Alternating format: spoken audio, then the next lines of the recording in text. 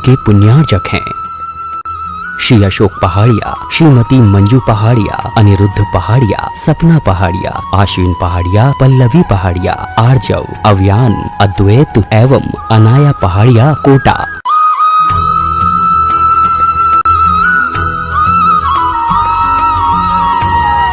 मांगल्यम सर्व कल्याण कारकम प्रधानम सर्वधर्माणां जैनम जयतु शासनम।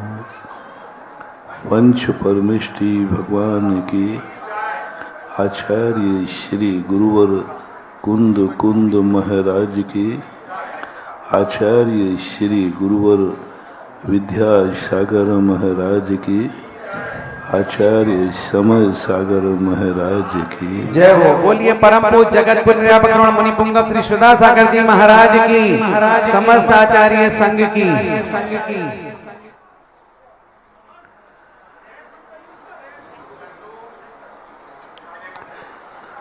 कल प्रसंग चला था कि हमें शब्दों का ज्ञान हो या ना हो, अर्थ का ज्ञान जरूर होना चाहिए। अर्थ का ज्ञान जिन व्यक्तियों को हो जाता है वे बिना पढ़े लिखे भी सम्यक दृष्टि हो जाते हैं। एक पशु भी सम्यक दर्शन प्राप्त कर लेता है। मात्र मुनि की मुद्रा को देख करके, भगवान की मुद्रा को देख करके दर्शन का महत्व देखो, दृष्टि का महत्व देखो। ये इंद्रियां, ये मन बुरे नहीं हैं, इनको हमने बुरा बना दिया है। हमारी नियत ने, हमारे अंदर के सोच ने, हमारी कमजोरी ने। हम चाहें तो अपने आप को हम अनमोल कर सकते हैं। मनुष्य के लिए जो कुछ भी मिलता है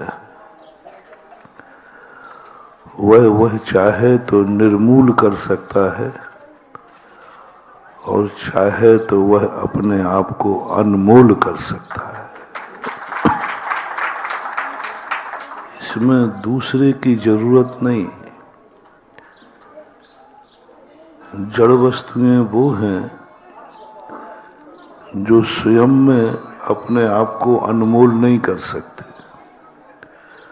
उसे कोई दूसरा करेगा।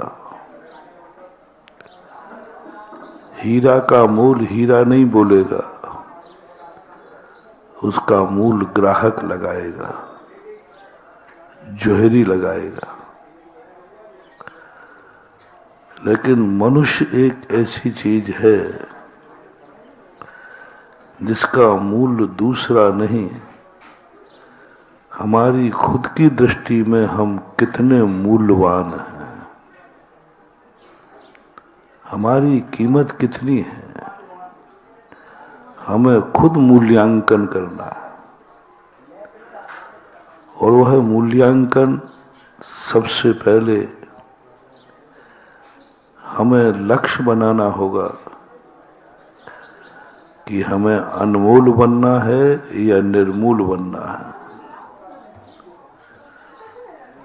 भगवान की भी इसमें जरूरत नहीं है, गुरु की भी जरूरत नहीं है, नमोकार मंत्र की भी जरूरत नहीं है, किसी की जरूरत नहीं है।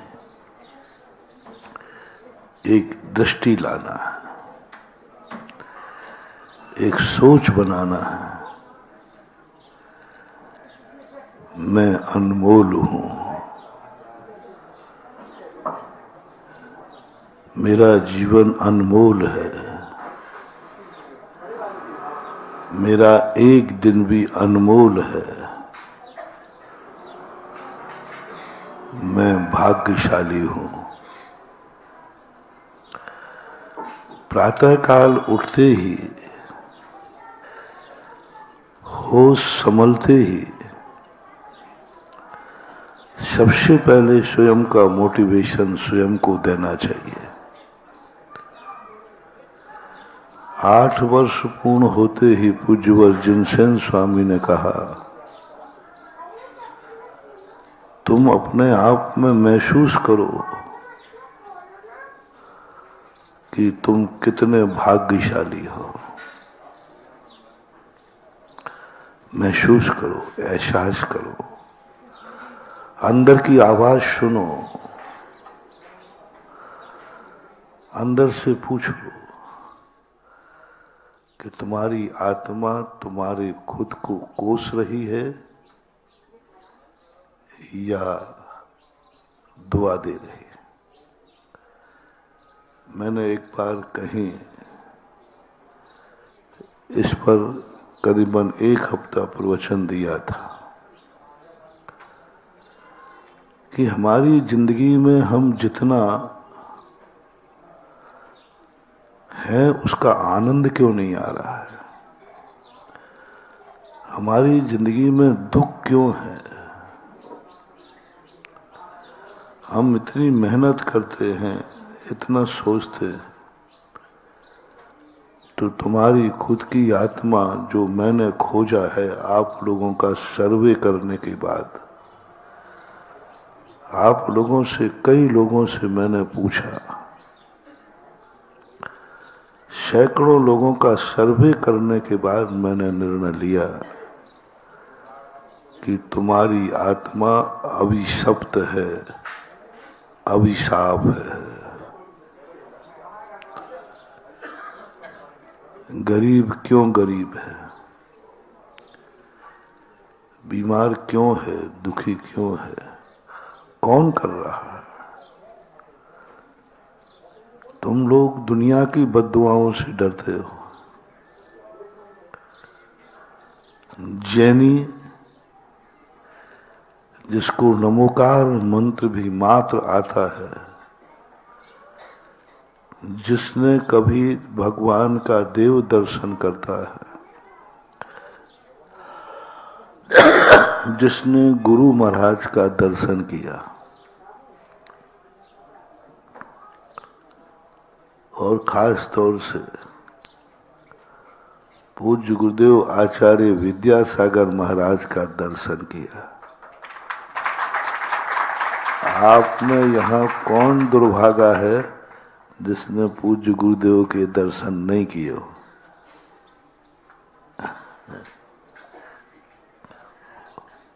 हो ही नहीं सकता। और मेरा दावा है जिसने सामान्य मुनिराज का भी एक बार दर्शन किया हो और गुरुदेव जैसे का दर्शन कर नमोस्तु किया हो, उसे जिंदगी में कभी दूसरे की बद्दुआ लग ही नहीं सकती। तुम डरते हो वो हमें बुरी नजर से देख रहा है, वो हमारा बुरा कर रहा है, वो हमारा बुरा विचार रहा है। चिंता मत करो। यदि तुम्हारे हृदय में सच्चे देवसात गुरु के प्रति श्रद्धा है तो कोई तुम्हारा बुरा नहीं विचार सकता। जो तुम्हारा बुरा विचारेगा उसका ही बुरा हो जाएगा।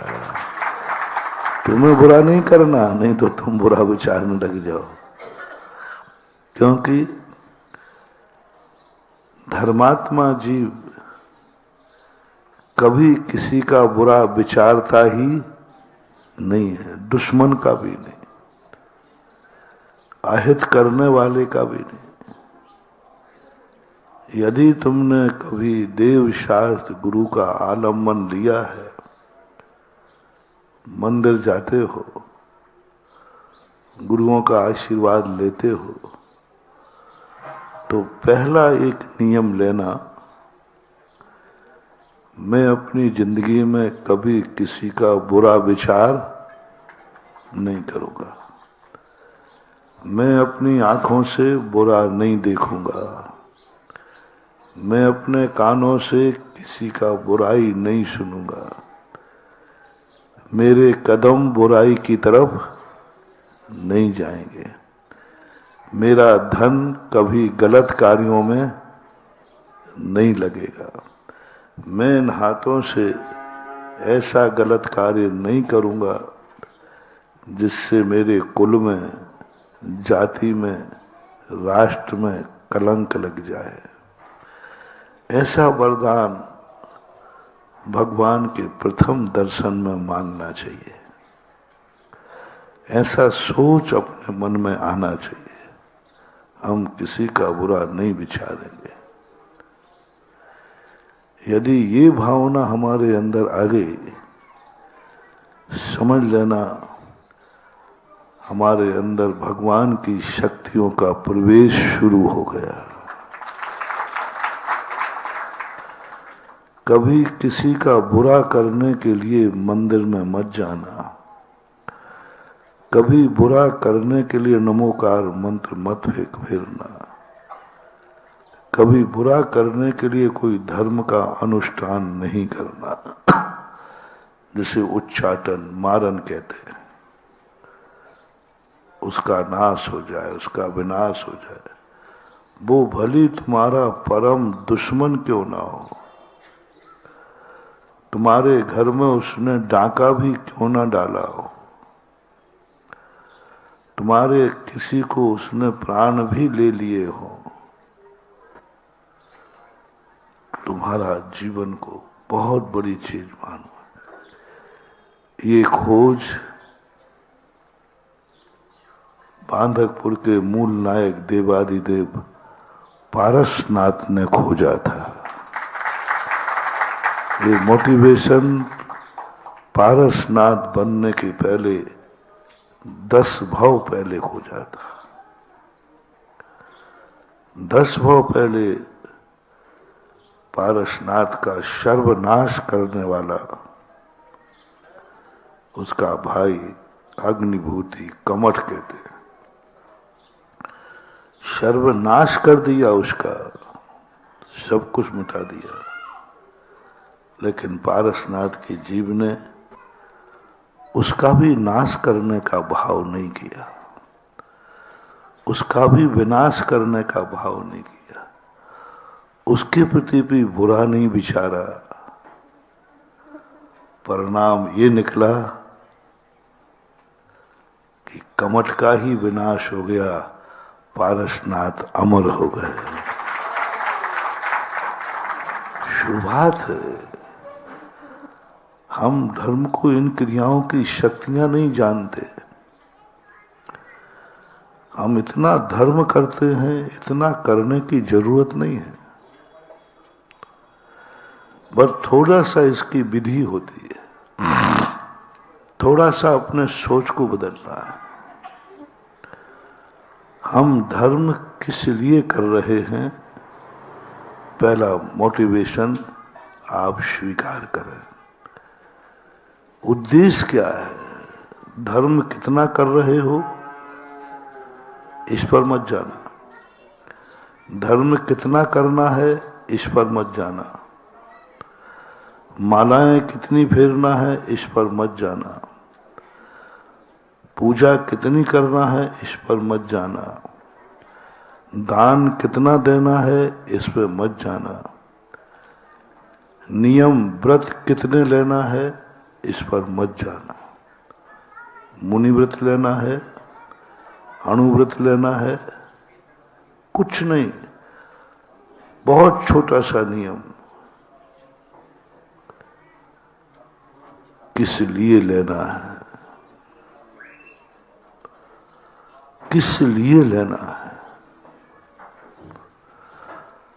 मुनि व्रत लेने के बाद भी जैन दर्शन ने निंदा की। सद्येदि पत्येदि रोचेदि पुणो भाषेदि धम्मम भोग निमित्तम नातु कम्मक्षय निमित्तम। पाप के लिए मुनि बना, संसार के लिए मुनि बना, इंद्रिय विषय भोगों के लिए मुनि बना, त्याग दिया सब कुछ। हमारे यहां दो प्रकार के धर्मात्मा होते हैं। फॉर एग्जाम्पल, आप खुद निर्णय करना आप किस प्रकार के धर्मात्मा हैं। एक व्यक्ति वह है जो बहुत संकट में है, परेशानी में है,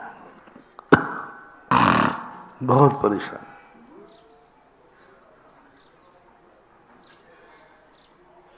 वो आपके सामने आ गया, आपके दरवाजे आ गया, आप में उसके संकट को दूर करने की शक्ति है, ताकत है, कर सकते। आपको खुद मालूम चल गया मैं चाहूं तो इसके दुख को दूर कर सकता हूं। ये भाव जब तुम्हारे मन में आ गया, अब उस दूर करने के पैटर्न आपके कितने होंगे? पहला पैटर्न तो होगा कि दुनिया में दुखी बने रहें तो बने रहें, मेरे पास टाइम नहीं है। और आपके पास समर्थ है, 1,00,000 रुपया आपके पास है और आप घूमने के लिए जा रहे हैं किसी हिल स्टेशन पर, किसी होटल में मौज मस्ती के लिए जा रहे हैं। उसी समय दुखी आदमी आपके सामने आ गया। 1,00,000 से वह बच सकता है। 1,00,000 रुपए से मां निपुती होने से बच सकती है, एक स्त्री विधवा होने से बच सकती है, बच्चे अनाथ होने से बच सकते हैं। और वो 1,00,000 रुपया तुम्हारा कोई काम का नहीं। एक दिन में तुम मौज मस्ती करके, घूम करके, उड़ा के आ जाओगे। मौका सामने है। आप अपने मन से पूछिए आपका निर्णय क्या होगा। आप घूमने निकल चुके हैं, टिकट भी आपने मान ले ले, सब तैयारी कर ली, और उसी समय आपके सामने एक दुखी आदमी आया, बहुत बड़ी परीक्षा कर रहा हो, धर्म का फल क्यों नहीं मिल रहा है। धर्म के पैटर्न देखो, अभी आपसे ही हाँ कहलवाऊंगा। आपकी पूरी तैयारी, आप निकल चुके हैं और एक दुखी आदमी आ गया। मां कह रही है सेठ जी बचा लो, मैं निपुती हो जाऊंगा। पत्नी कह रही मैं विधवा हो जाऊंगा, बच्चे रह रहे हैं कि मैं अनाथ हो जाऊंगा। और तुम्हारा मन कह रहा है मुझे घूमने जाना है, छुट्टी है, परिवार साथ है, बच्चे साथ है, और बड़ी मुश्किल से हिल स्टेशन पर घूमने का मन हुआ है। सभी लोग अपने अंदर चेतना में चले जाएं, अपनी अंदर चेतना में उतर जाएं, फैसला सुनाएं आपका निर्णय क्या होगा।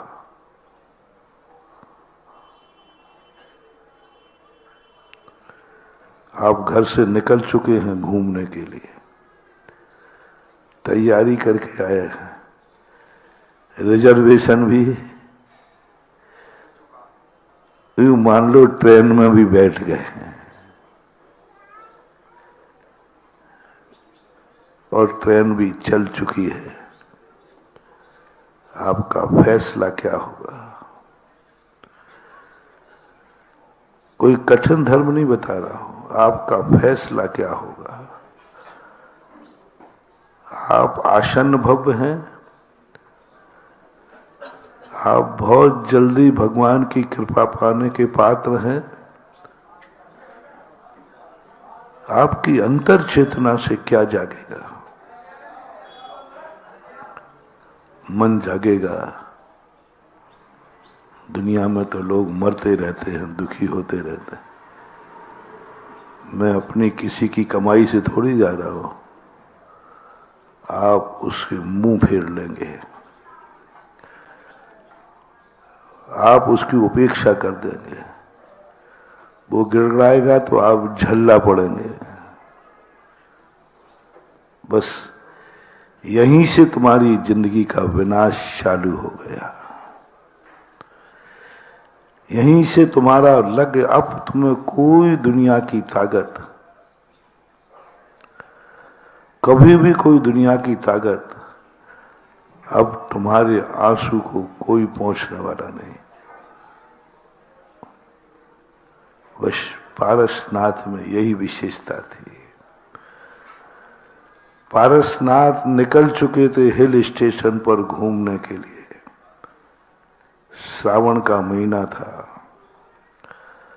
गंगा नदी का किनारा था, बनारस का उद्यान था। दोस्तों के साथ मौज मस्ती करने का भाव आया था, आता है। गृहस्थ अवस्था में थे, मनोरंजन करने का भाव आया। गंगा नदी में पूर था, बहुत अच्छी बरसात हो रही थी और उसकी स्थिति ऐसी बन गई, बहुत सारे देवता भी साथ चल रहे थे। घर से प्लानिंग बनाकर चले थे, हाथियों पर सवार थे। अनायास पारसनाथ की जिंदगी दृष्टि पड़ी उन जीवों पर जिन जीवों को देखकर दुनिया मारने का भाव करती है। ऐसे नाग नागन पर दृष्टि पड़ी। सोचना कैसे प्यारे हो गए ये जगत के पारसनाथ। 23 तीर्थंकरों को पारसनाथ का स्थान क्यों विशेष है? भारत में सर्वाधिक मूर्तियां किसकी हैं? यदि 24 में पारसनाथ भगवान की आपको वेदी मिले तो अरे लोग डबल पैसा कह देते हैं। और पारसनाथ मिले तो हम पैसा डबल भी करें तो मैं पहले सोचता था कि पारसनाथ आपने एक्स्ट्रा क्या किया है, आप में क्या अलग से नई चीज है। आपके केवल ज्ञान में पूरा सर्वे करने के बाद 24 तीर्थंकरों में और पारसनाथ में कोई अंतर, केवल ज्ञान में कोई अंतर, केवल दर्शन में कोई अंतर, केवल सुख में भी नहीं, किसी में अंतर नहीं। 46 गुण मंडित सभी तीर्थंकर, किंचित मात्र भी किसी तीर्थंकर में अंतर नहीं है महात्मा। लेकिन फिर भी जगत में पारसनाथ की प्रसिद्धि, फिर भी जगत में संकट मोचक के नाम से कौन माने जाते हैं? पारसनाथ संकट मोचक। अरे भाई, पुष्पदंत भगवान कौन से संकट देने वाले हैं? नहीं महाराज, वो आप तो पारसनाथ ही ठीक है। पारसनाथ संकट मोचक। सारे दुनिया के 24 तीर्थंकरों में के नाम से कोई व्रत नहीं है और पारसनाथ के नाम से व्रत है, जिसका नाम रवि व्रत है। शांति धारा में पारसनाथ को विशेष स्थान दिया। संकट मोचक करना है तो पारसनाथ का जाप दो। ये क्या है? ये क्यों हुआ? ये जगत में ये पारसनाथ के प्रति इतना अनुराग क्यों हुआ? बहुत बड़ी लंबी कहानी निकली है, 10 भव की कहानी निकली है। भगवान बनने के पहले की कहानी निकली है। दो कहानी निकली इसके पीछे। पहला सबसे बड़ा मोटिवेशन निकला कि उनका 10 भाव पहले से नियम था, मैं कभी अपने दुश्मन का भी बुरा विचार नहीं करूंगा, अपने दुश्मन को भी बद्दुआ नहीं दूंगा, मेरा सर्वनाश भी करे तो भी मैं उसका भला ही करूंगा। वो मुझे दुख देगा, मैं उसे सुखी बनाने की भावना भगवान से करूंगा। वो मेरा नाश करेगा, मैं उसके विकास की भावना करूंगा। क्या गजब! उसने नाश कर दिया कमट ने। पार्श पुराण पढ़ना 10 बुक, सब नाश कर दिया। और वो क्या कर रहा है? विकास की भावना कर रहा है। वो उसके पैर पकड़ रहा है, वो उसके बचाने का भाव कर रहा है। नहीं, मेरा भाई है। वहां से शुरू हो गई। आपको भी मोटिवेशन लेना है अपन सबको, मित्र के प्रति नहीं, हितैषी के प्रति नहीं, उपकारी के प्रति नहीं, जिसने हमारे जीवन में अच्छा किया है उसके प्रति नहीं। मंदिर आने के पहले 5 मिनट का मोटिवेशन करना, उठने के पहले 5 मिनट का मोटिवेशन करना सम्यक दृष्टि करता है। सम्यक दृष्टि सोचता है, विचार करता है। प्रत्येक सम्यक दृष्टि उठते ही, हे भगवान, मेरे मन में कभी दुश्मन का भी अहित करने का भाव ना आवे। ये नहीं, ये तो अपन बहुत बार करते, हे भगवान दुश्मन मेरा अहित ना कर दे। अंतर समझना, दुश्मन मेरा अहित ना कर दे, ये भाव तो अपन सबको आता है। भगवान के पास भी आता, अरे भाई वो दुश्मन, वो गुंडा, वो डाकू बड़ा खतरनाक है, मेरा कुछ बिगाड़। अपन को कौन सा भाव लाना है आज? सर्वनाश करने वाला दुश्मन भी हो, फिर भी मेरा उसके प्रति किंचित मात्र भी विनाश का भाव न हो। पहला मोटिवेशन, किंचित मात्र भी। वो तुम्हारा सब कुछ मिटा दिया है, मिटा देगा।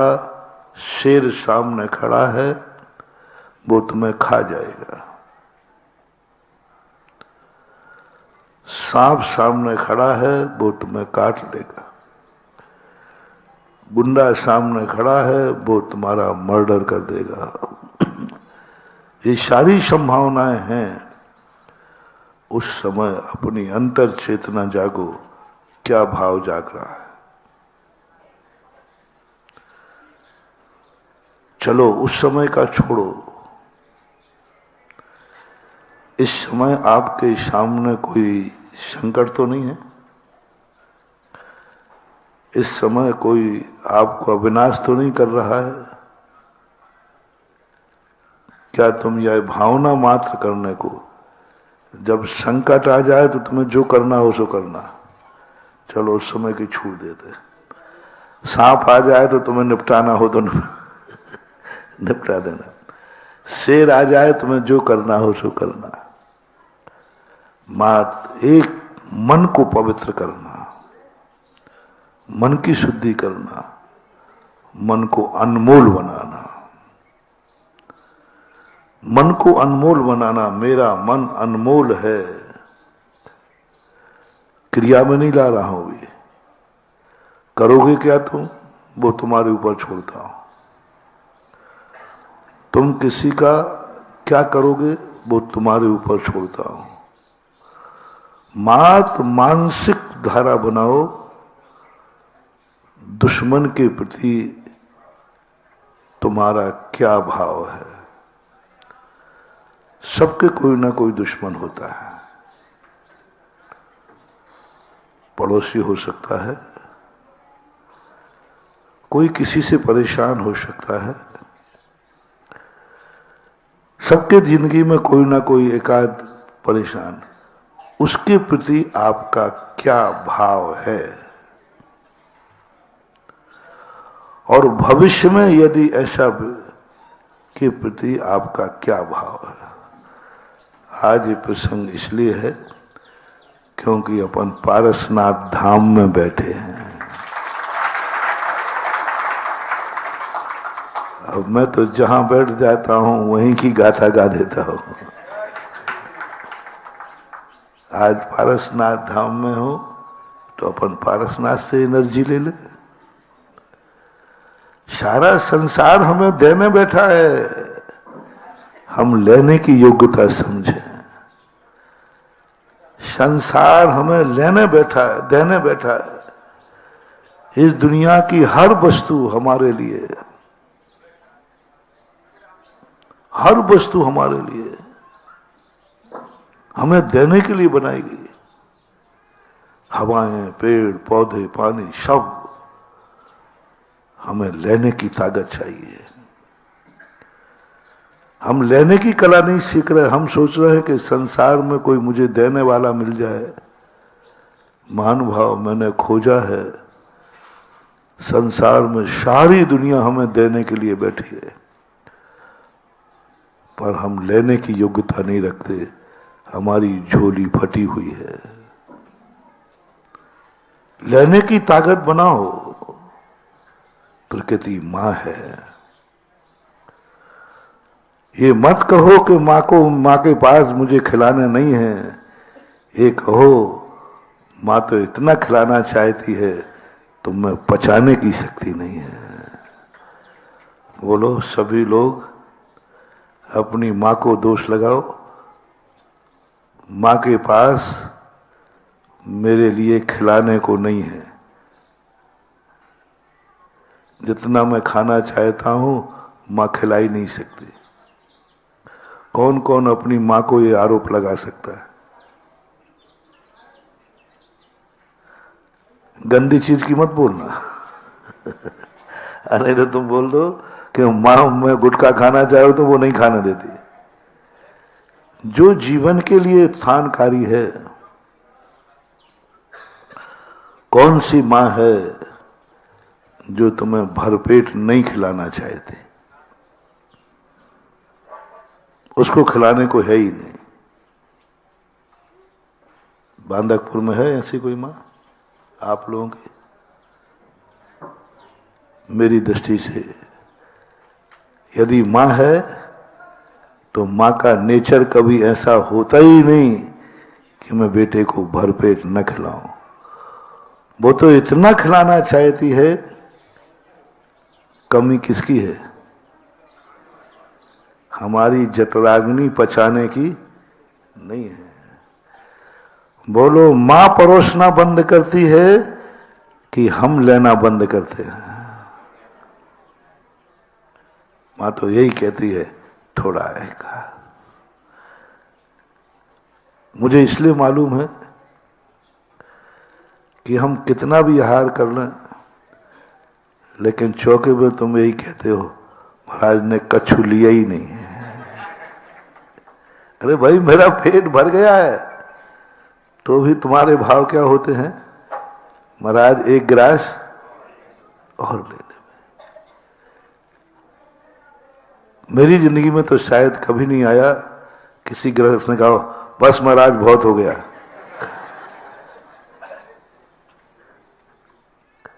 अच्छा ऐसा किसी ने भाव भी किया हो तो हाथ उठा दे कि हाँ महाराज, हमने एक महाराज आए थे तो सोचा था महाराज बहुत खा गए, कम खा गए। किसी श्रावक के मन में ऐसा भाव आया? नहीं आ सकता, नहीं आ सकता। पूज्यवर समंतभद्र महाराज ने, एक देवता परीक्षा लेने आया, देखना श्रावक का मन, इसलिए श्रावक आहार कराते समय मां की संज्ञा को प्राप्त हो जाता है। और उस समय देवता ने कहा, देखता हूं कैसे नहीं करता है। यही बात चर्चा चल गई देवताओं में कि मध्यलोक में जैनी सम्यक दृष्टि ऐसे होते हैं जो कभी भी महाराज को खिलाते समय ये भाव नहीं करते, बस बहुत हो गया, बहुत खा लिया, अब मैं नहीं खरीदूंगा। सम्यक दृष्टि भाव नहीं करता, मां बेटे के लिए भाव नहीं करते। चर्चा चल गई, देवता ने कहा, देखता हूं कैसे जैनी है, मैं जैनी की ऐसी हालत बनाऊंगा कि उसको कहना ही पड़ेगा कि महाराज थोड़ा मुझे भी तो बचने दो। एक देव रूप धारण करके आ गया मुनि का, और बहुत गंदा रूप धारण किया, सारे शरीर से मवाद बह रही है, सारे शरीर से मवाद बह रही है।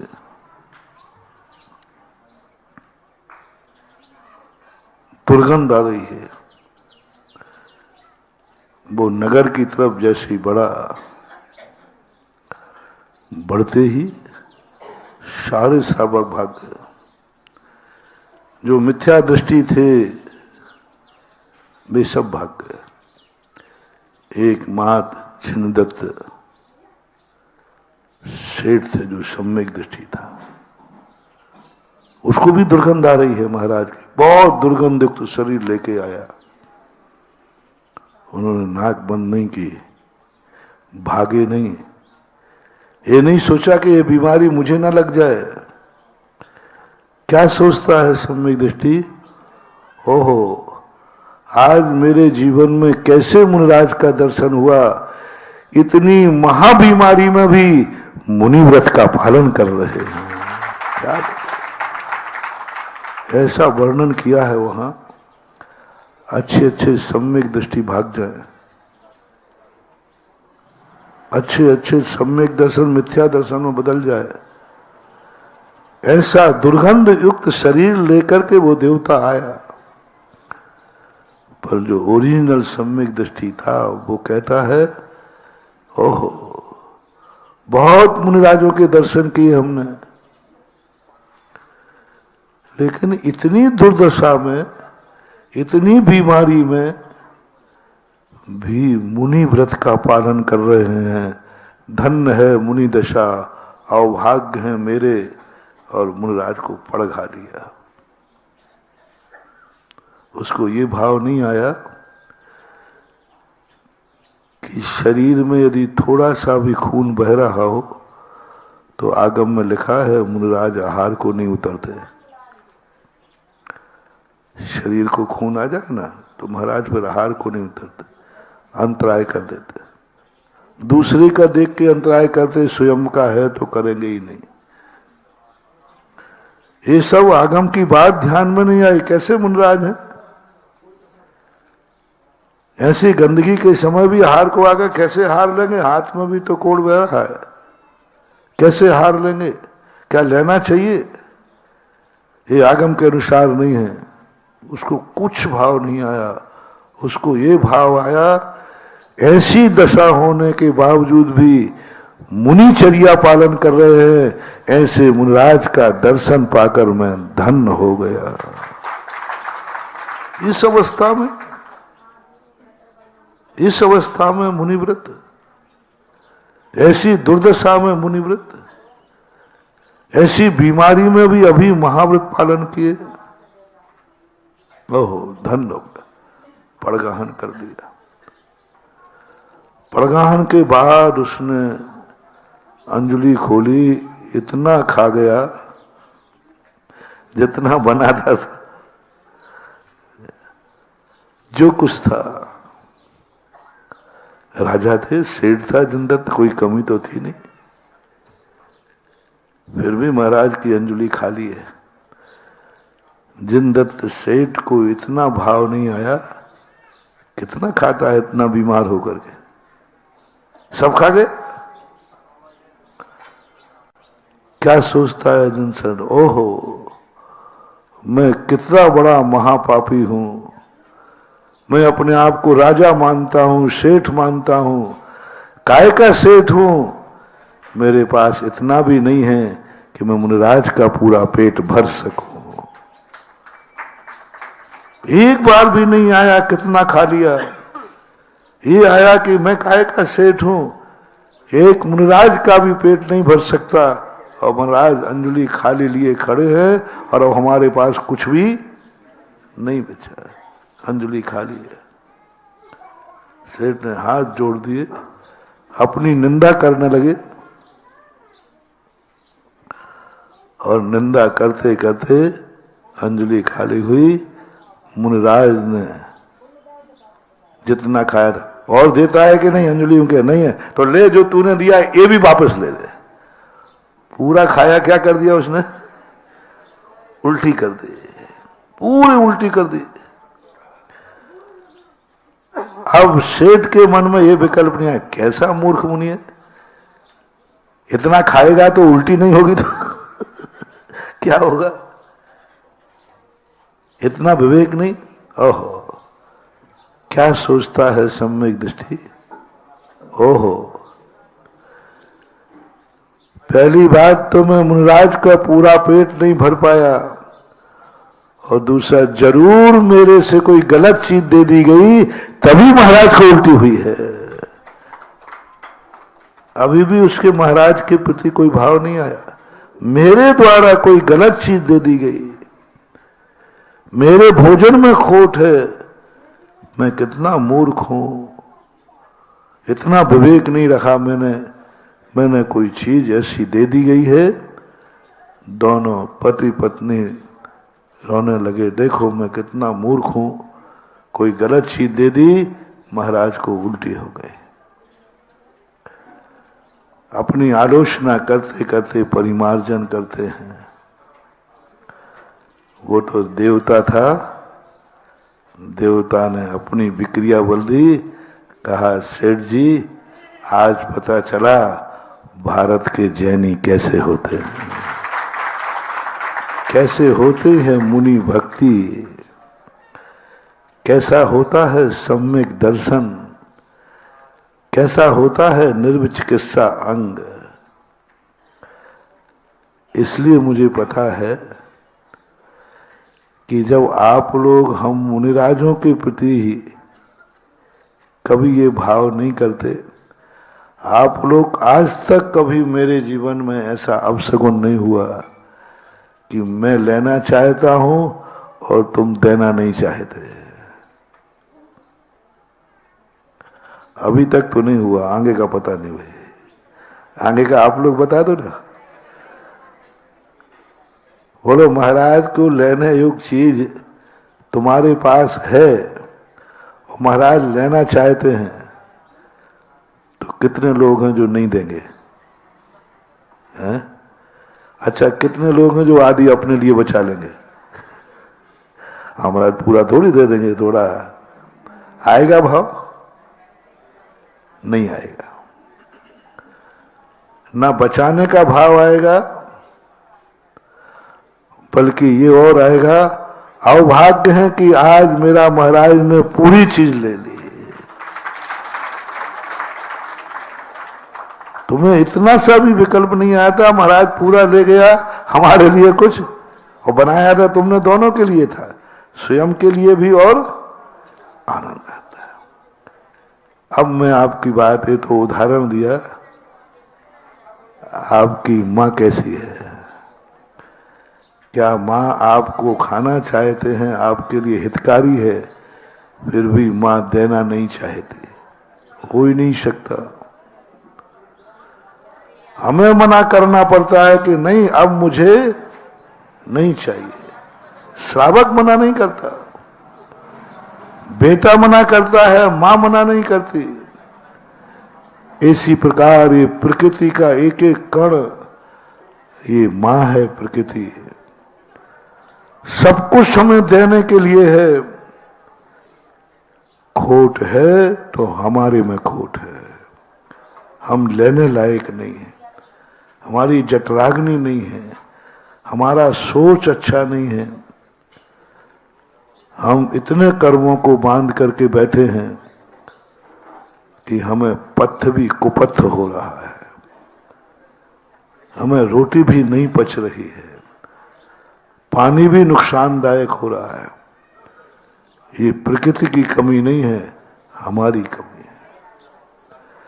इसलिए हमें सारी दुनिया से सब कुछ मिल सकता है। बस आप इतना बताएं कि सारी दुनिया के प्रति आपका भाव क्या है। भावना, मात्र भावना करना, क्रिया नहीं। क्रिया शक्ति के अनुसार की जाती है। सांप सामने आ जाए, तुम क्या करोगे? चलो मैं तुम्हारे ऊपर छोड़ता हूं। सांप तुम्हें काटने लग जाए, तुम क्या करोगे? वो तुम्हारे ऊपर छोड़ता हूं।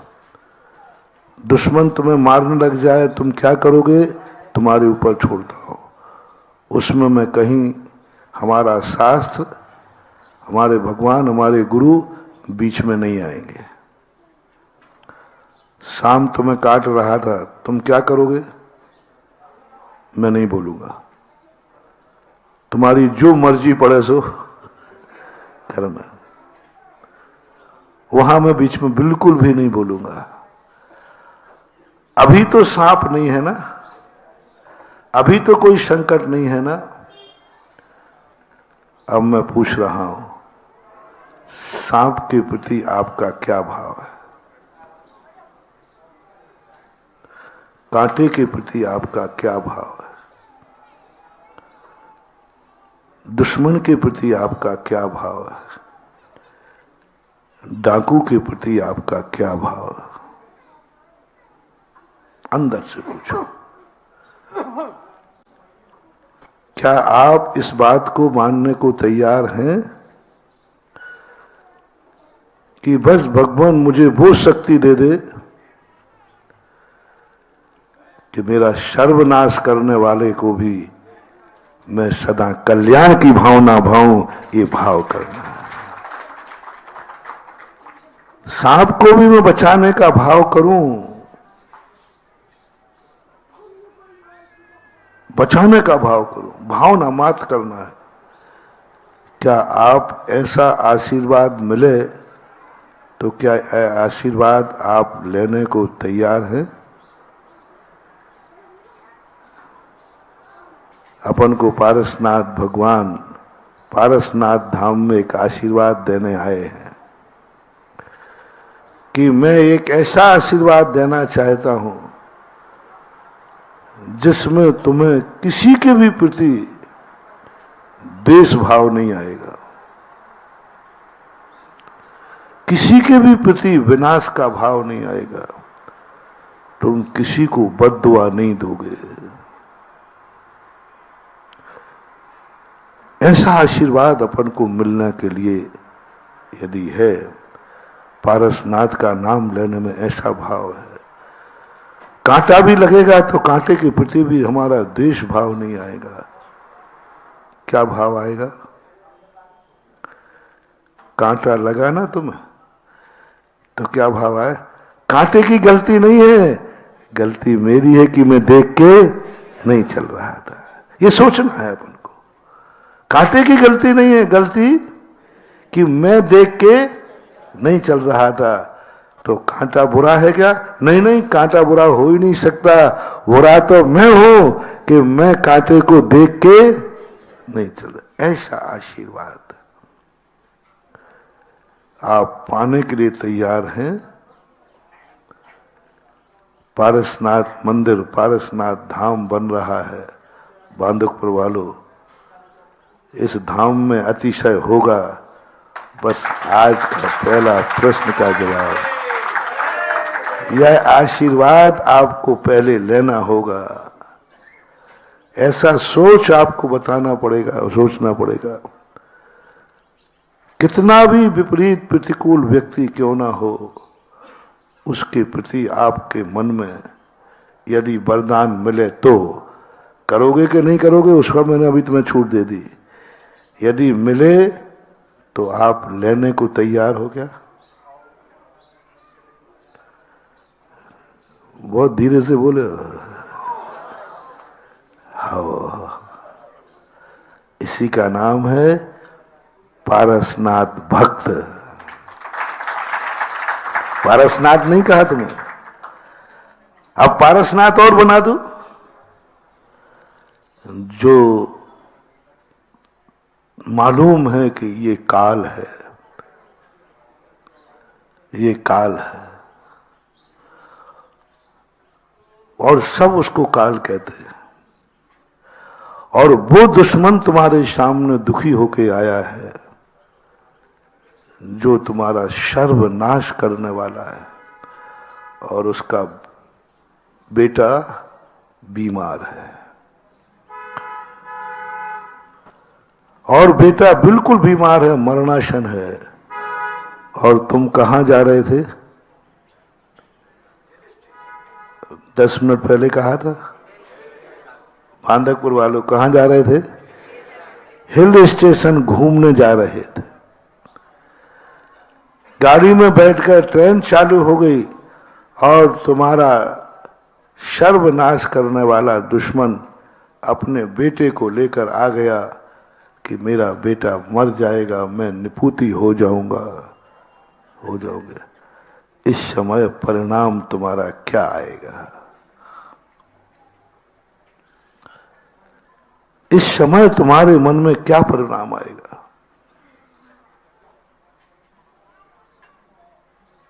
उसको बचाने का भाव आएगा,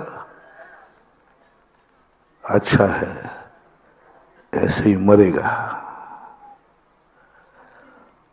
टेस्ट ले लूं? ऐसा महाराज मौका कभी आया ही नहीं हमारे जीवन में। नहीं, मैं थोड़ा सा टेस्ट ले लूंगा। लो, एक छोटा सा टेस्ट जिसमें हाँ भरना है। आप चल रहे थे कि स्कूटर वाला आया और आपको कट मार दिया, कट मार दिया, और आप गिरते गिरते बचे, गिर गए। और थोड़ी दूर बाद चलाई है वो स्कूटर वाला, उसका एक्सीडेंट हो गया, गिर गया।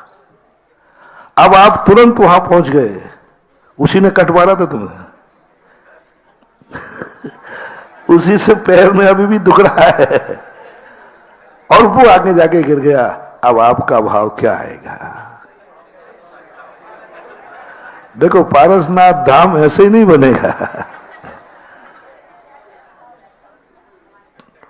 मुझे तो ये लगता है 99% यही आएगा ना। अच्छा बेटा तू ही है। एक बार भाव आ जाएगा। बहुत कठिन है, जैन दर्शन बहुत कठिनता से प्राप्त होता है सरल। उस समय उसने कट मारा आपके प्रति एक क्षण को। ये मत समझना कहो हम मुनिराज भी तुम्हारे में शामिल हो जाए और मुझे भी उस समय अपन को समझना है। यहां से अपने धर्म की शुरुआत होना चाहिए। हम पारसनाथ के आशीर्वाद के अधिकारी हैं कि नहीं? हमें तुरंत सडनली देखते ही ये भाव आ जाए। ये भाव नहीं आया कि इसने कट मारा, ये भाव आया इस समय ये दुखी है, मुझे इसको बचाना है, बस कुछ नहीं, कुछ नहीं, मुझे बचाना है।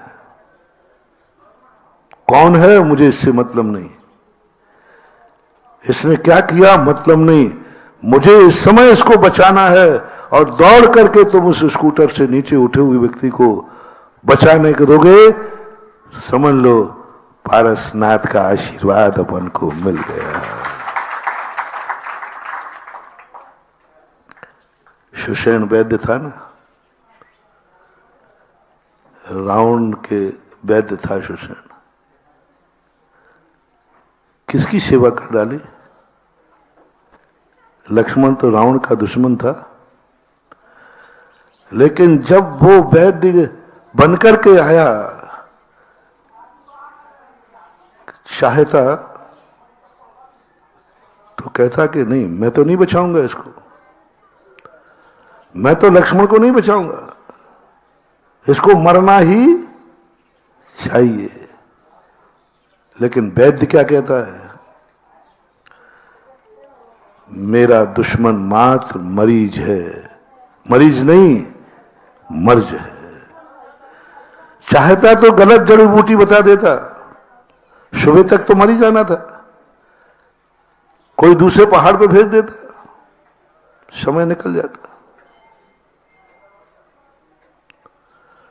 लक्ष्मण को बचाया। ऐसे लोग तीर्थंकर प्रकृति का बंद कर लेते हैं। उसको यह भी डर नहीं लगा कि रावण क्या कहेगा। मैं दुश्मन को बचा रहा हूं, क्या रावण मुझे जिंदा छोड़ेगा?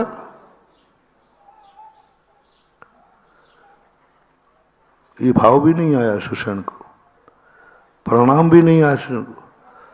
बस एक भाव आया, मैं बचा सकता हूं तो मैं बचाऊंगा। बस कौन है, कैसा है, ये सब परिणाम नहीं आना।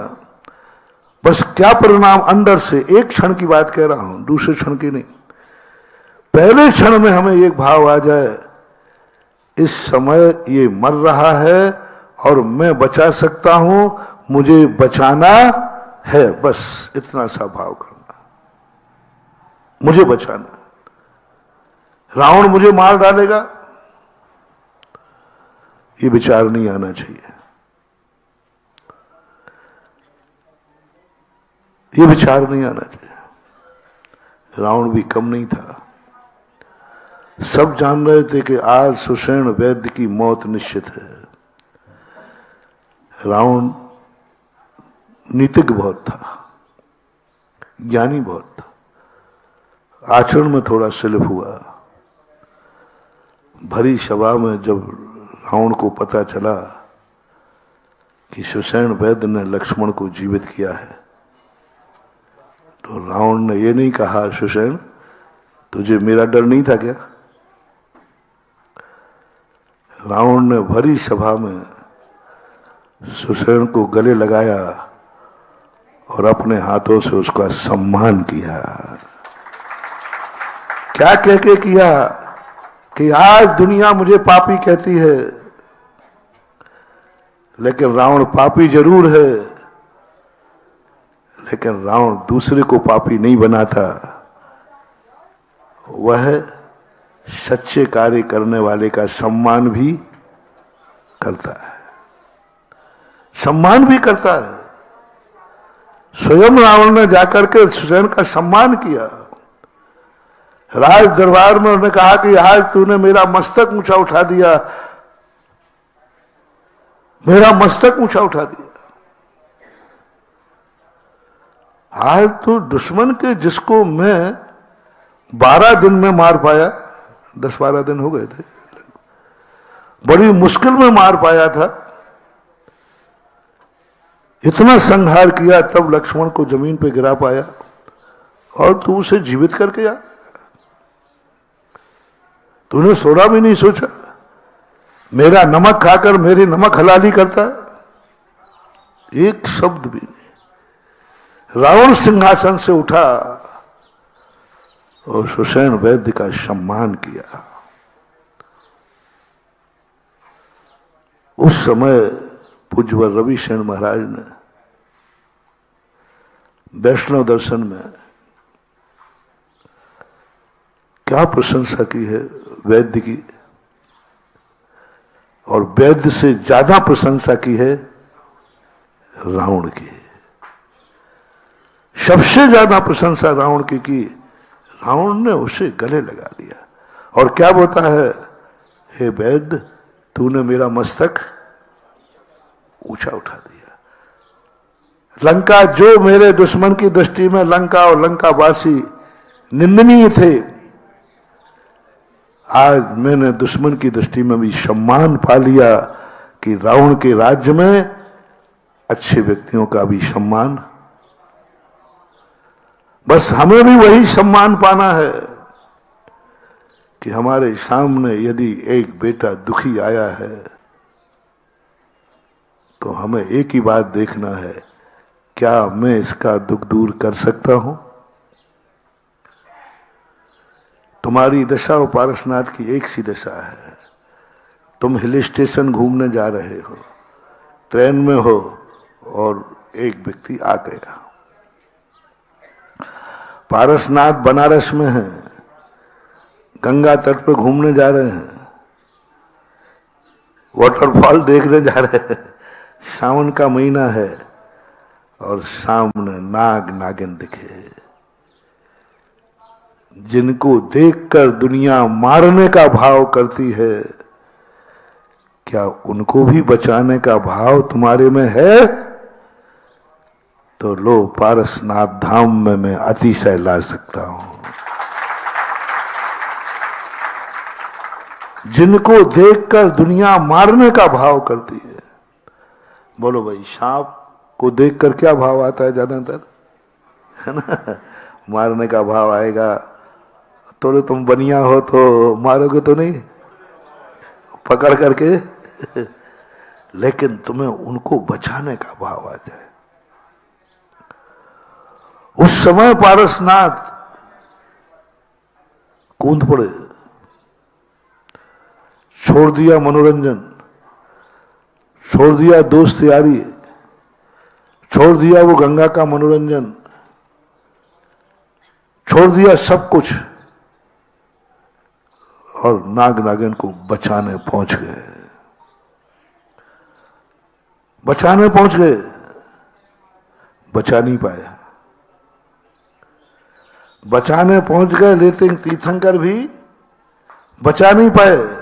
नाग नागिन मरे, भगवान के सामने मरे। भगवान सामने बैठे हैं पारसनाथ कुमार अवस्था में, नाग नागिन उनके सामने प्राण छोड़े, लेकिन पारसनाथ ने नाग नागिन को बचाने का भाव किया, बचाने का पुरुषार्थ किया। क्या छोड़ करके? अपना सुख का दिन छोड़ करके। क्या कभी तुम्हारी जिंदगी में ऐसा आएगा? क्या ऐसा परिणाम आएगा? आवे या नहीं आवे, आज अपन सबको ये भाव करना है, भगवान मेरी दशा भी ऐसी ही हो, ऐसी शक्ति दो कि मेरा परिणाम भी ऐसा हो जाए। परिणाम क्या निकला? पारसनाथ भली नाग नागिन को बचा नहीं पाए, लेकिन नाग नागिन ने धरणेन पद्मावती बनकर पारसनाथ को जरूर बचा लिया। तुम भले उस बेटे को बचा पाओ या ना बचा पाओ, लेकिन वो आत्मा जरूर तुम्हें कहीं मौत से बचाएगी। पारसनाथ नहीं बचा पाए नाग नागिन को। मरण के बाद क्या भाव करते हैं? जब पारसनाथ पर बिजोलिया के अंदर 7 दिन तक उपसर्ग आया कमठ के द्वारा, किसी का सिंहासन नहीं हिला, सौधर्मेंद्र का भी नहीं। कायदा से भगवान की सुरक्षा की ड्यूटी किसकी थी?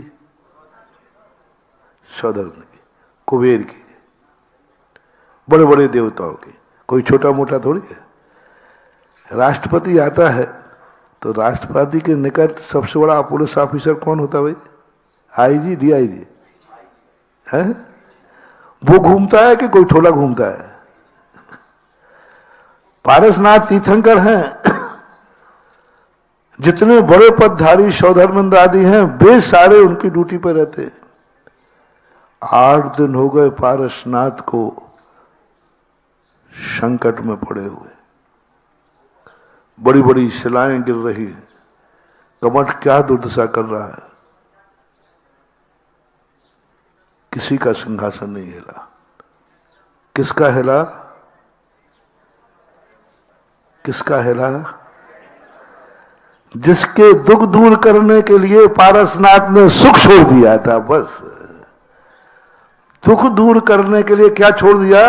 सुख। बलिदान देखना, मैं दुख दूर करने पर जोर नहीं दे रहा हूं। तुमने दुख दूर किया, पारस, ये कोई महत्व नहीं रखता। दुख दूर करने के कई कारण हो सकते हैं। उस दुख दूर करने के लिए सुख छोड़ दिया। आपने किसी के दुख दूर करने के लिए कभी सुख छोड़ा? सुख छोड़ा? स्वयं सुखी थे, दूसरा दुखी था, क्या तुमने अपने सुख को तिलांजलि दी? और उसको दी जिससे तुम्हारा कोई संबंध नहीं।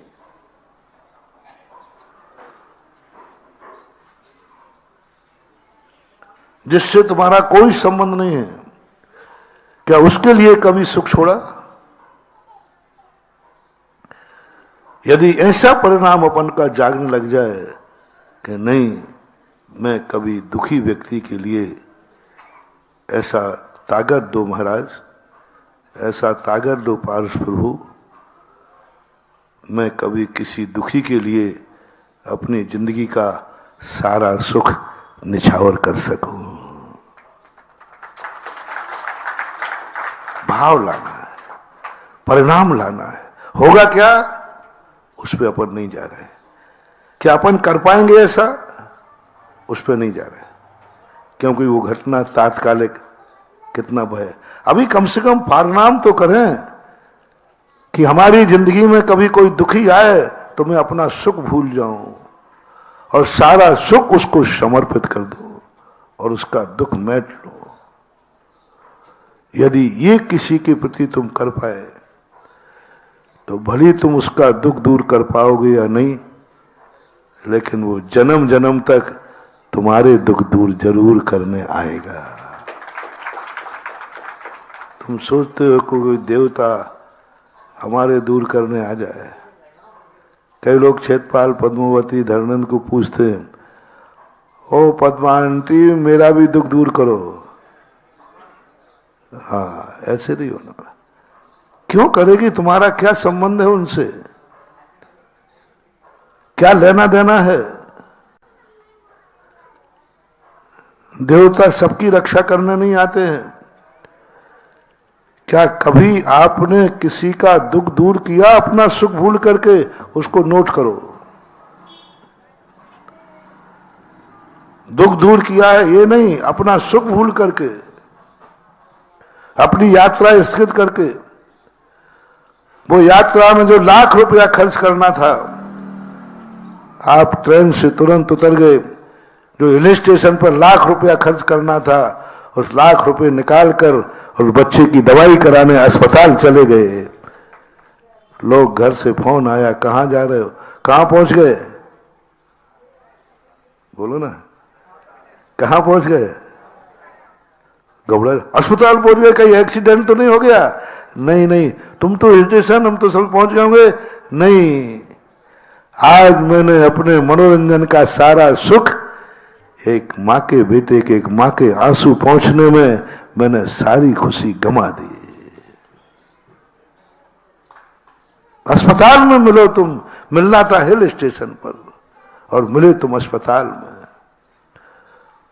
बस उसी दिन पारसनाथ भगवान तुम्हें ऐसा आशीर्वाद देंगे कि तुम बचा पाओगे या न बचा पाओगे, तुम्हारी कभी अकाल में मौत नहीं होगी। गाड़ी ऊपर से निकल जाएगी, लोग कहेंगे बच नहीं सकता, और गाड़ी निकलने के बाद तुम ऐसे बचोगे कि तुम्हें खरोंच भी नहीं आई। क्यों?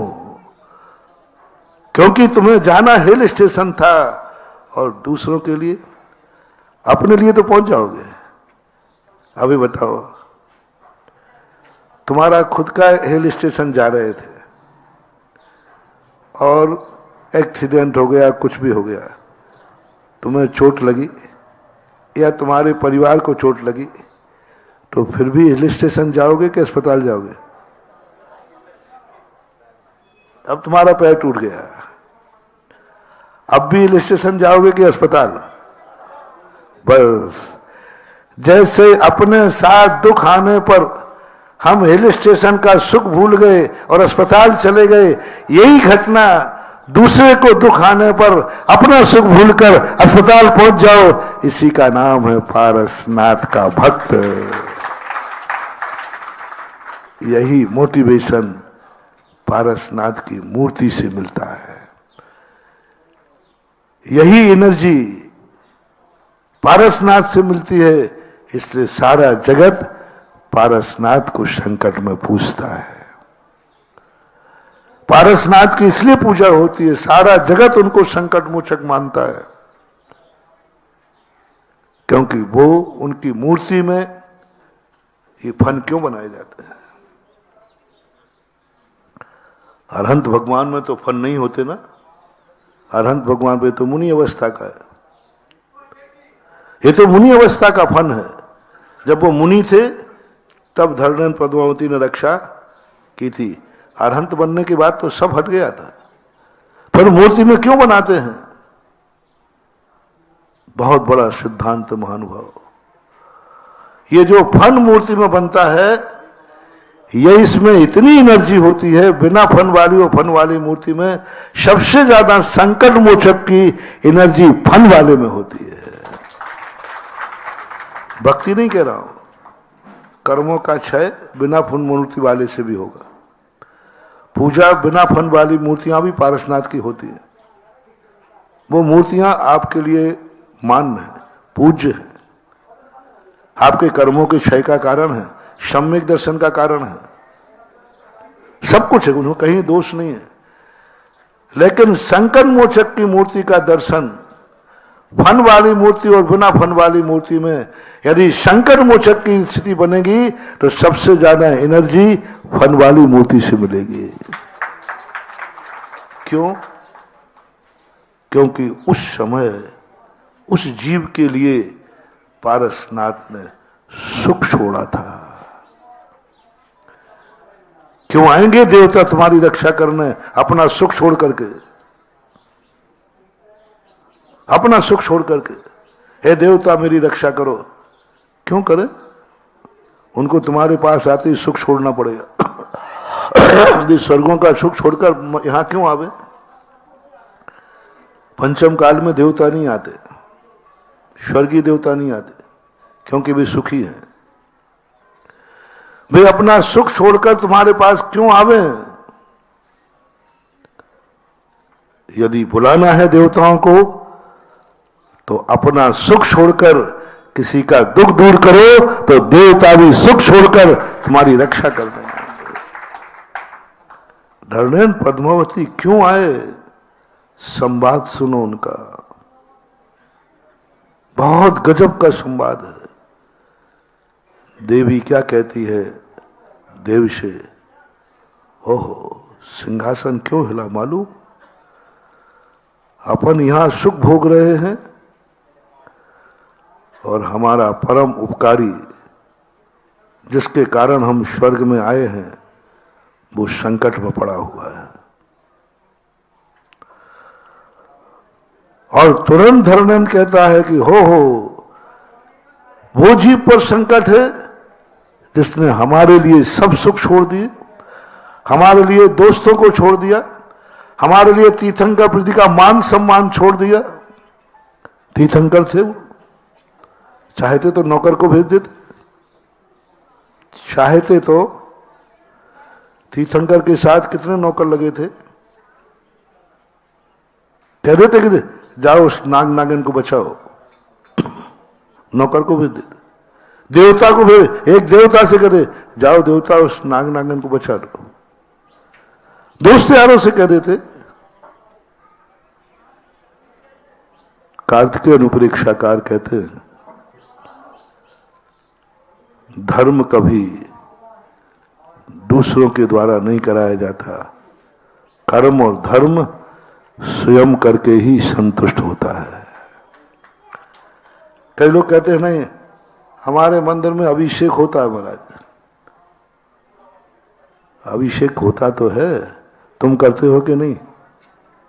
इससे मतलब क्या है महाराज? आपके तो मन, आज तक हमारे मंदिर में ठाकुर जी बिना अभिषेक के, अक्षरकर पंच और कमेटियां यही कहती है, अरे महाराज जी आज तक कभी बिना अभिषेक के नहीं रहे। तो मैंने कहा भगवान को अभिषेक की जरूरत ही नहीं है, तुमने किया कि नहीं किया, इससे क्या मतलब महाराज आपको? मैंने कहा भैया इसी से मतलब है। हाँ, एक बात पे जरूर मैं छूट दे सकता हूं, क्या दूसरे के स्नान करने से तुम फ्रेश हो जाओगे? मुझे पता नहीं बांदकपुर में ऐसा होता हो। एक स्नान कर लेगा, दूसरा का बस फ्रेश हो गया। सबको अलग अलग स्नान करना पड़ता है कि एक के स्नान से सब कर लेते हैं? अलग अलग करते हैं। ऐसा ही कभी नहीं मानना कि हम दूसरे के द्वारा कराने पर हम धर्मात्मा हो जाएंगे। दूसरे के द्वारा कराने से पारसनाथ जैसा व्यक्ति, ओ हो क्या शक्ति थी, त्रिलोकीनाथ थे, तीर्थंकर थे, सौधर्म में नौकर था, कुबेर चाकरी करते थे। वो तीर्थंकर ने जब धर्म की करुणा की बात आई तो नौकर का प्रयोग नहीं करके स्वयं जाकर के कूद पड़े, और कितना अपमान सहन किया उस कमठ के जीव ने, बहुत बुरा कहा, पर सब छोड़ दिया। धर्मेंद्र कहता है उन पारस्परों पर संकट आया है जिन्होंने हमारे लिए सब सुख छोड़ दिए थे।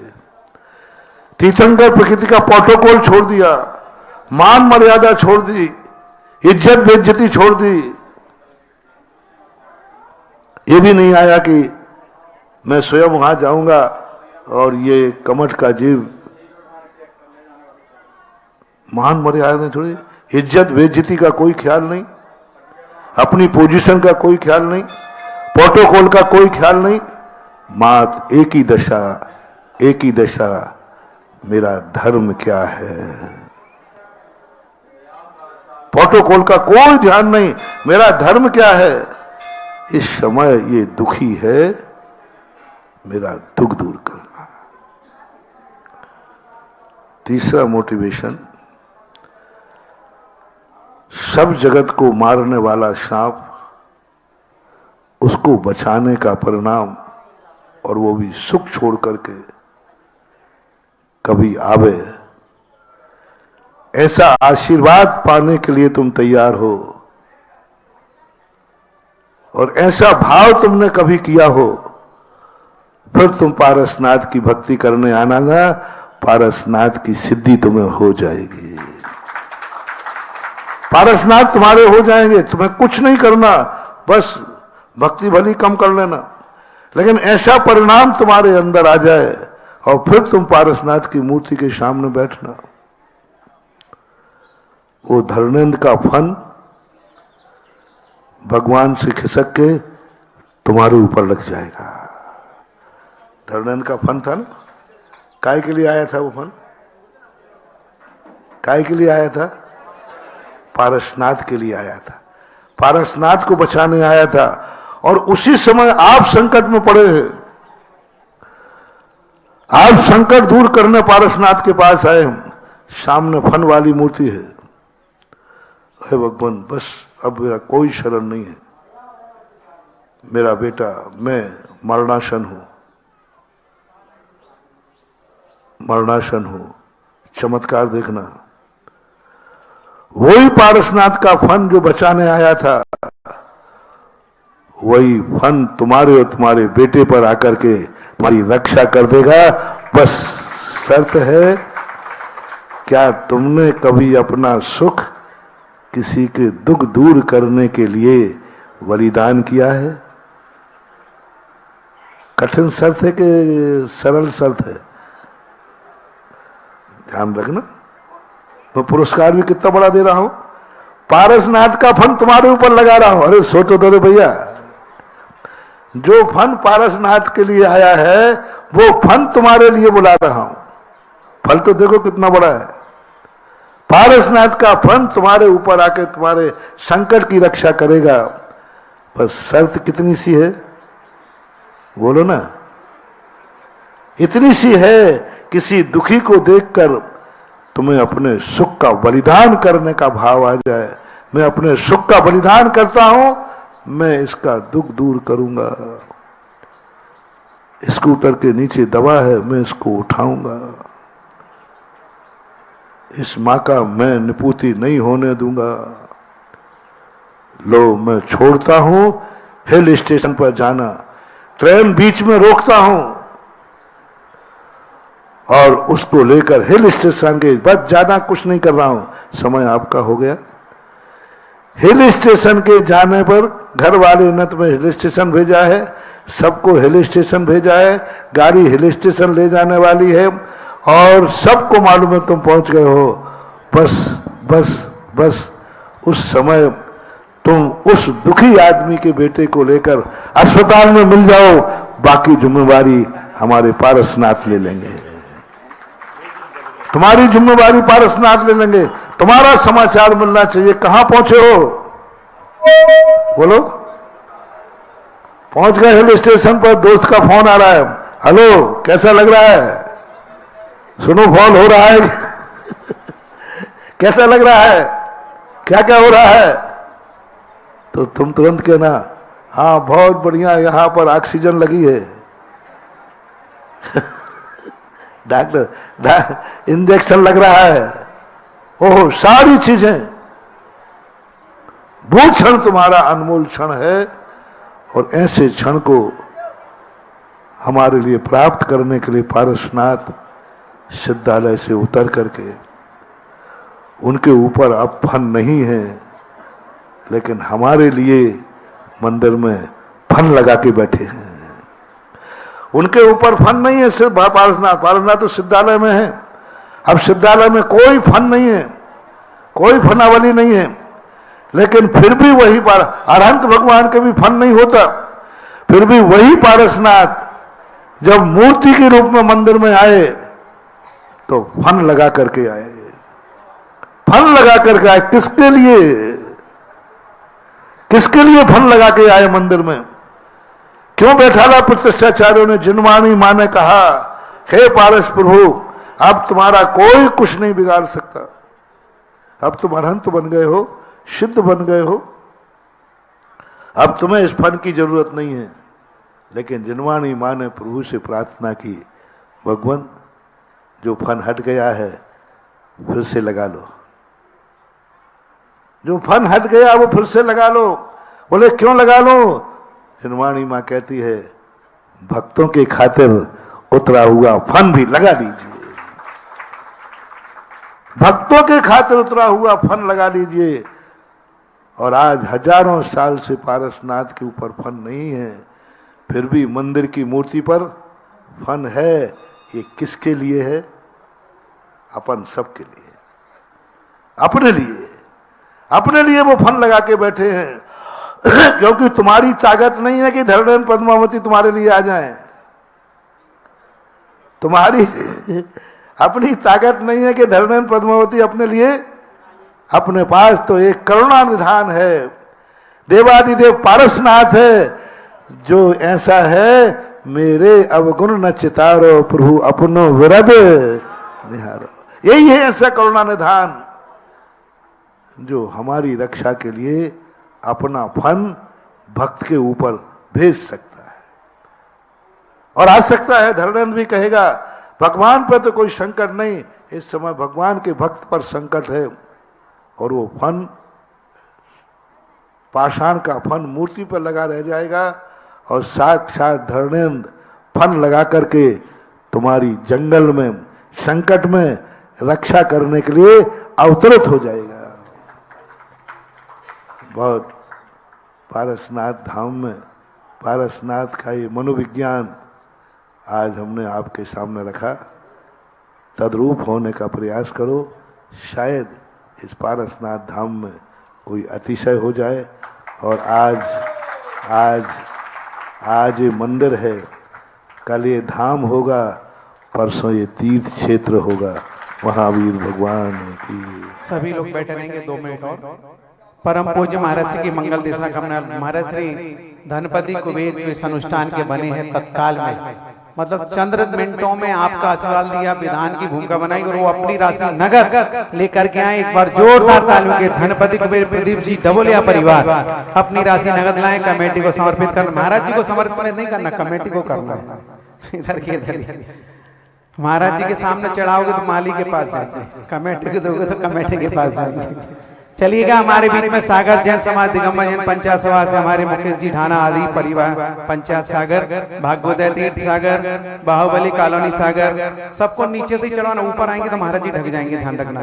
गोपालगंज सागर, श्री पार्श्वनाथ मंदिर कटरा सागर, श्री कठन्नी बाई जैन मंदिर सागर, बड़ा मंदिर सागर, पगारा रोड शास्त्री बाट सागर, काकागंज जैन मंदिर सागर, मंगलगिरी जैन मंदिर सागर, आदिनाथ दिगंबर भगवानगंज, मोराजी जैन मंदिर, नेहानगर जैन मंदिर, उदासीनाश्रम सागर, संजय समिति सागर, सुभाषनगर सागर, विद्या सुधा शिविर संघ सागर, जैन नविक सभा सागर, गीतांजलि गिलिंग सिटी बर्नी कॉलोनी चक्रागार जैन जैन मंदिर, शनिश्री वर्धमान कॉलोनी रामपुरा, शांतिनाथ दिगंबर जैन मंदिर, पकारा रोड सुभाष बाट तिलकगंज। महाराज श्री लगभग 25 जिनालयों की कमेटी और दिगंबर जैन पंचायत सभा सागर सब लोग मिलकर के यहाँ पर आए हैं और सबकी भावना है कि आपकी ग्रीष्मकालीन वाचना और वर्षायोग की स्थापना सागर में हो, दोनों एक साथ।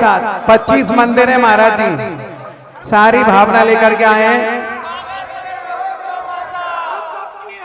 अंकित और विशाल भाई वो भी आ जाएं, महाराज जी के चरणों में श्रीफल चढ़ाएं।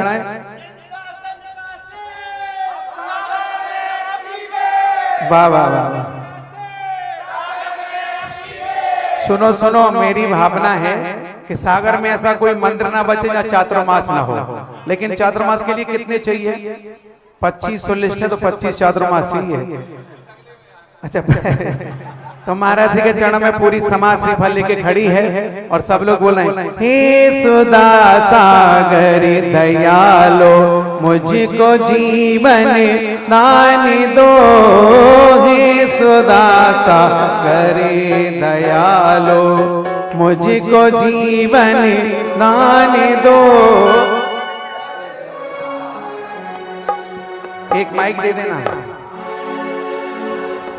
दान दो हे सुधा सागरे दयालो, नाम ही जपता रहूं जीवन तराने के लिए, नाम ही जपता रहूं जीवन तराने के लिए, हे सुधा सागरे। भेंट में कुछ भी नहीं ला या चढ़ाने के लिए, हे सुधा सागर दयालो मुझको जीवन दान दो, सर उठाकर चल सकूं सा मुझे अभिज्ञान दो, आ सकूं तेरे निकट ऐसा शरण। इस कार्यक्रम के पुण्यार्जक थे